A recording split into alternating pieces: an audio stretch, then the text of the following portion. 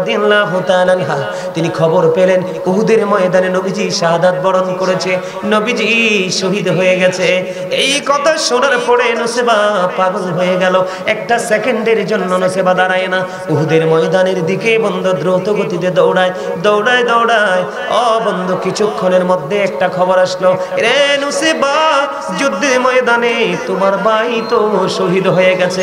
আল্লাহি, আল্লাহর কসম করে বলছি বন্ধু, আমার জীবনে হাদিস খানা কতবার যে আমি পড়েছি রে বন্ধু, যতবারে পড়েছি ততবারই আমি মানসিকভাবে দুর্বল হয়ে পড়েছি। ওই যে নুসেবা, ওই নুসেবার প্রেম তো আমাদের সিনায় নাই রে। নুসেবার কাছে খবর আসলো, রে নুসেবা, যুদ্ধের ময়দানে তোমার ভাই শহীদ হয়ে গেছে। নুসেবা তারপরও দাঁড়ায় না, নুসেবা শুধু দৌড়ায়, নবীর প্রেমে দৌড়ায়। আরো বন্ধু দৌড়ে দৌড়ে চলে গেল। যাওয়ার পরে খবর পাইলেন নুসেবা, আরেকটা খবর পাইলেন যুদ্ধের ময়দানে তোমার ভাইও শহীদ হয়ে গেছে। তারপরেও নুসেবা দাঁড়ায় না, নুসেবা বন্ধু দৌড়ায়। যাওয়ার পরে আবার খবর পাইলেন আমিও শহীদ হয়ে গেছে। তারপরেও নুসেবা দাঁড়ায় না, নুসেবা দৌড়ায় বন্ধু উহুদের ময়দানের দিকে। দৌড়াইতে দৌড়াইতে দৌড়াইতে যাইয়া নবীজির সাথে দিদার হয়ে গেল। আমার নবীজি একটা ডাক দিয়ে বলল, রে নুসেবা, আজকে ইসলামের জন্য তোমার অনেক বড় ক্ষতি হয়ে গেল। নুসেবা একটা ডাক দিয়ে বলে, ইয়া রাসূলুল্লাহ, ইয়া হাবিবাল্লাহ, নবী গো, ও প্রাণের নবী, যুদ্ধের ময়দানে আমার ভাই, আমার বাবা, আমার স্বামী শহীদ হয়ে গেছে, শাহাদাত বরণ করেছে। বিন্দু পরিমাণ দুঃখ নাই গো, আমি আপনি নবীকে পেয়েছি তো সব পেয়ে গেছি। এত মজার খবর শুনে তো আসতে বললেন সুবহানাল্লাহ। আরে ভাই, আপনারা কি জানেন আপনাদের মর্যাদা কত? এই মুহূর্তে আপনারা সবাই জান্নাতের বাগানের মেহমান। আপনাদেরকে অভিনন্দন জানানোর জন্য আসমান থেকে ফেরেশতা জমিনে অলরেডি চলে এসেছে, কিন্তু আপনাদেরকে জান্নাতের মেহমানের মতো অনেককেই লাগে না। আমার মুরব্বী বাবা যারা আছেন তাদেরকে মনে হয় যে জান্নাতের মেহমান। মাথায় সুন্দর টুপি, বন্ধু গায়ে পাঞ্জাবি, এটা হলো সুন্নাতের পোশাক। আপনার টুপি কোথায় ঘরে, পাঞ্জাবি কোথায় ঘরে? আপনি বন্ধু রাস্তা এবং মাহফিলের মধ্যে কোনো পার্থক্য করতে শিখলেন না। ঘর এবং জান্নাতের বাগানের মধ্যে আপনি পার্থক্য করতে শিখলেন না। বাড়িতে নামাজ পড়ার, জুমার দিনে মসজিদে গিয়ে বাইতুল্লাহে গিয়ে নামাজ পড়ার মধ্যে পার্থক্য কি সেটা আপনি বুঝলেন না। যদি বুঝতে পারতেন তাহলে আপনার অবস্থা আজকে এমন হতো না। কথা বলেন না কেন? আপনি যখন জান্নাতের বাগানে আসবেন, আপনাকে যেন জান্নাতের মেহমানের মতো লাগে, সেইভাবে আসবেন। এটাই হলো আমার নবীর শিক্ষা।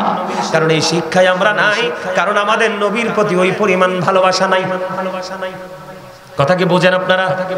আমার আলোচনা হলো নবী হলো ইসলামের নির্যাস। নবী কি? নবী কি?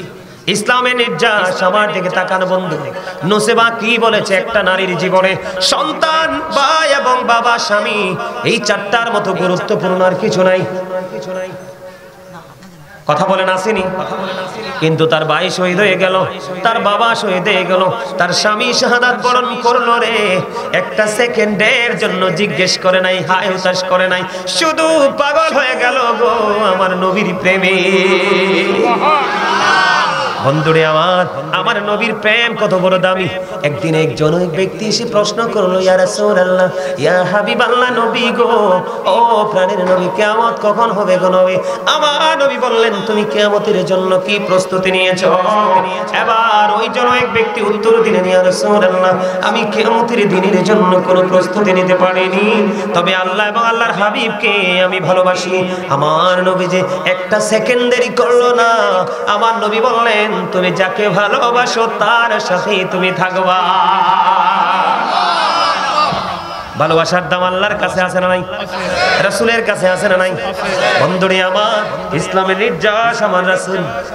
তার আরো প্রমাণ হলো বন্ধু, আল্লাহ রাব্বুল আলামিন বলেছেন, ক্বাদ জাআকুমুর রাসূলু বিল হাক্কি মির রাব্বিকুম ফাআমিনু খায়রান লাকুম। আল্লাহর হাবিব আল্লাহ রাব্বুল আলামিনের পক্ষ থেকে তোমাদের নিকট সত্য নিয়ে এসেছে, ফাআমিনু, সুতরাং তোমরা ঈমান আনো। ঈমান আনলে, বিশ্বাস করলে লাভটা হবে কি? আল্লাহ রাব্বুল আলামিন বলেছেন, খায়রান লাকুম, তোমাদের জন্য কল্যাণ হবে।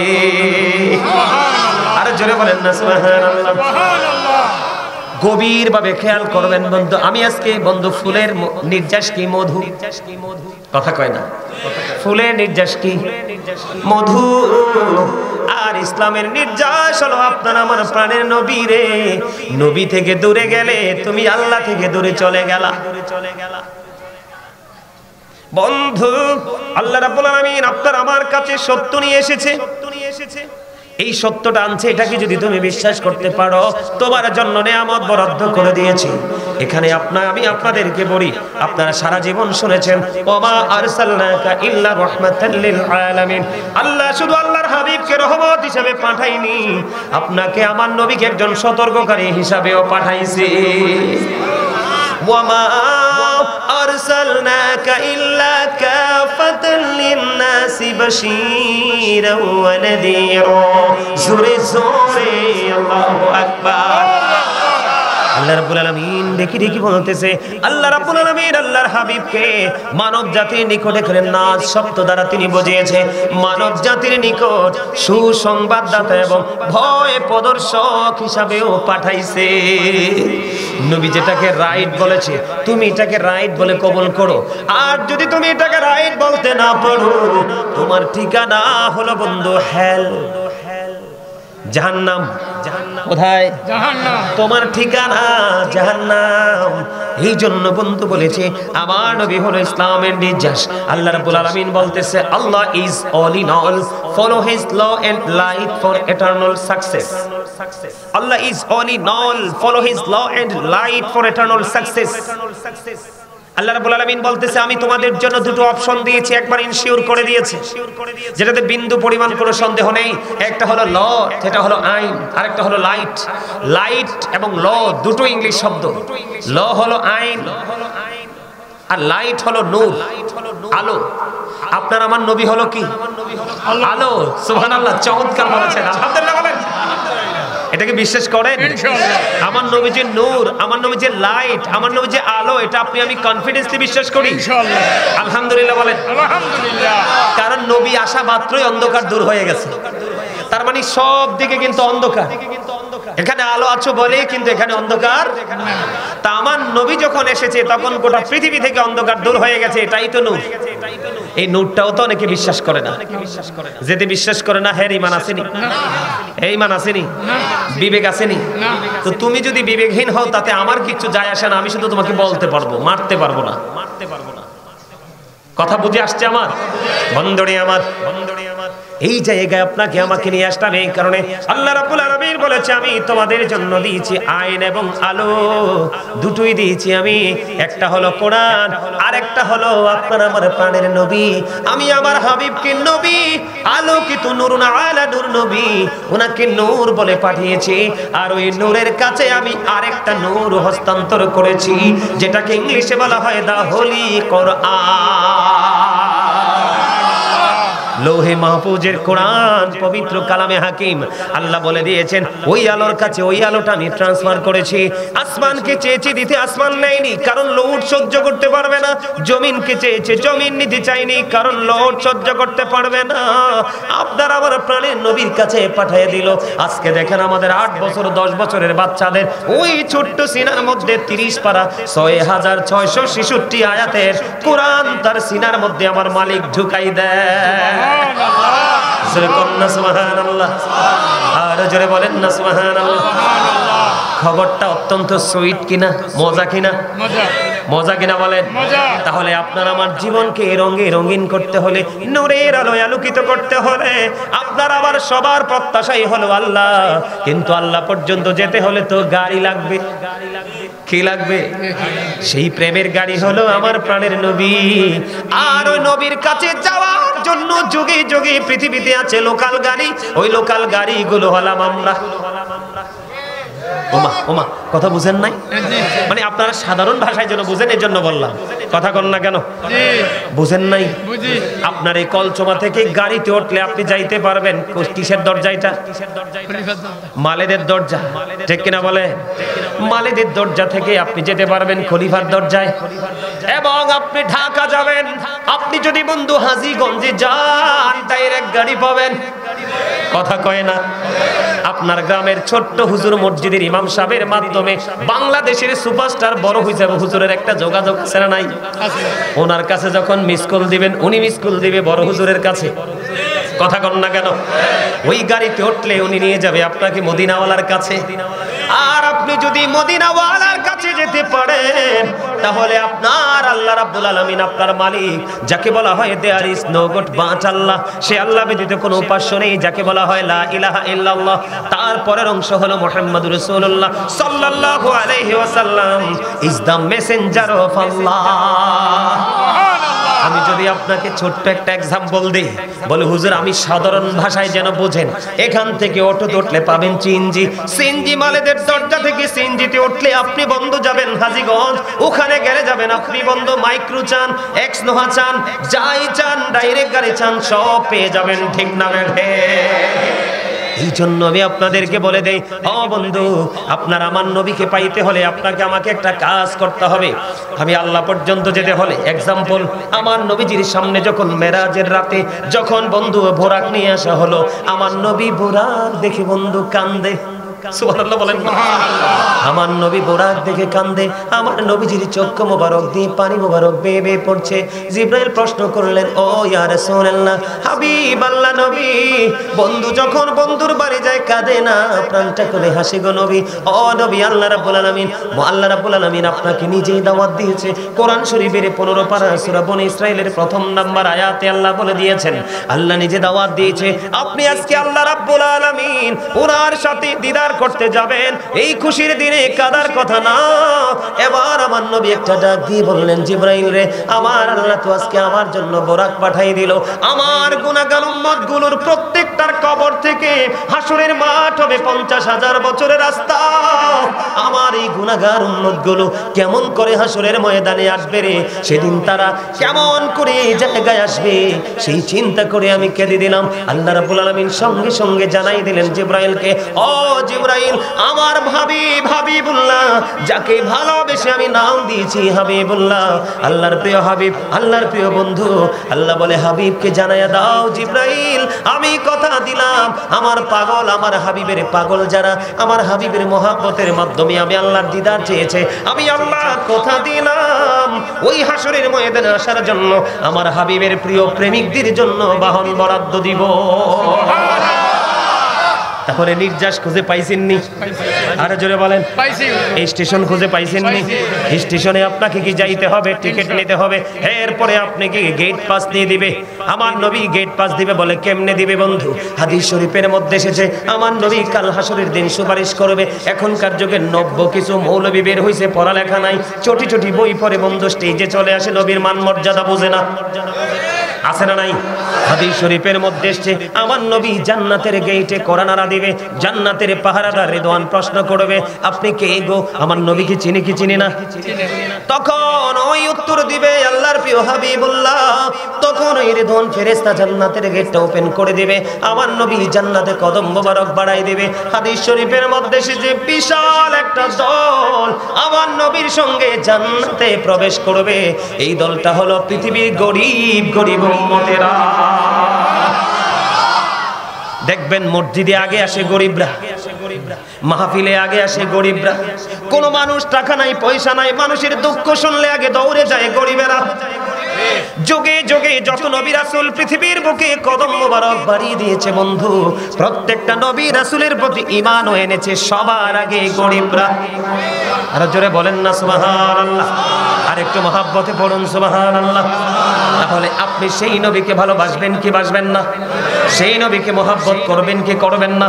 সেই নবীকে ভালোবাসার দরকার আছে না নাই? এত বেশি ভালোবাসতে হবে। ওই ভালোবাসাটা হলো রাসূলের আদর্শ।